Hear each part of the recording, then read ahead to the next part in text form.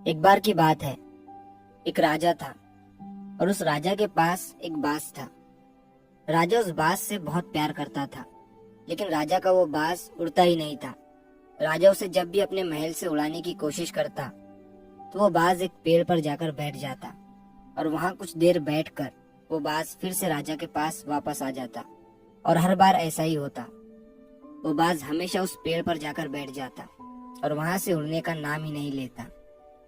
अब राजा उस बाज को हवा में उड़ता हुआ देखना चाहता था, तो उसने गांव वालों से कहा कि जो भी मेरे इस बाज को उड़ना सिखाएगा उसे मैं बहुत ही कीमती इनाम दूंगा। तो एक फकीर राजा के दरबार में आता है।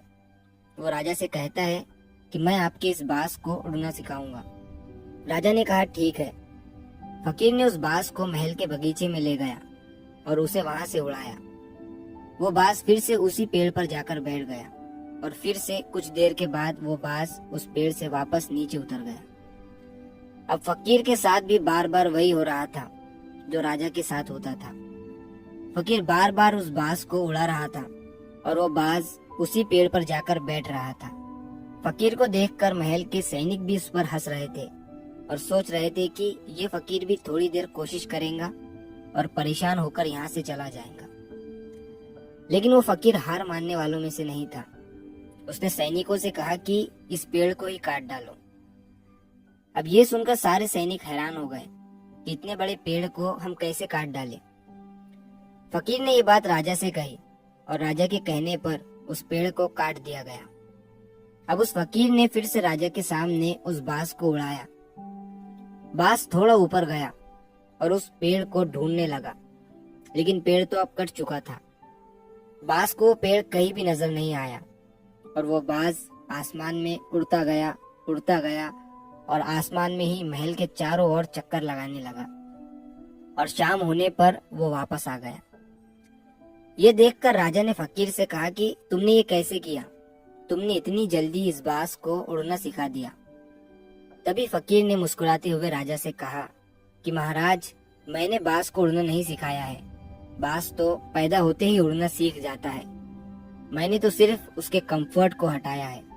वो जो पेड़ था वो उस बाज के आराम करने की जगह थी, उसका कंफर्ट जोन था। और जैसे ही पेड़ हटा तो उसने आसमान को ही अपना कंफर्ट बना लिया, दूसरे बाजों की तरह। और अब आप जब भी इस बाज को उड़ाएंगे ये आसमान में ही उड़ेगा। सेम ऐसा ही हमारे साथ भी होता है।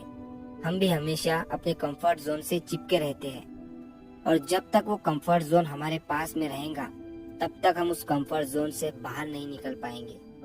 आपको भी उस कंफर्ट जोन को काट कर अपनी जिंदगी से हटा देना है। याद रखिए, आप अपनी जिंदगी से कंफर्ट जोन को निकाल नहीं सकते हैं, आप सिर्फ अपना कंफर्ट जोन बदल सकते हैं। जैसे इस कहानी में पेड़ कटने के बाद उस बाज ने अपना कंफर्ट जोन आसमान को ही बना लिया था, उसी तरह अगर आप पढ़ाई नहीं कर पाते हैं तो जरूर कोई ना कोई ऐसी चीज है जिसने आपको रोक कर रखा है। वो आपका मोबाइल हो सकता है, वो आपके दोस्त हो सकते हैं। तो इन चीजों को अपनी जिंदगी से हटाकर पढ़ाई को ही इंटरेस्टिंग बना लीजिए और अपना नया कंफर्ट जोन भी उसे ही बना लीजिए।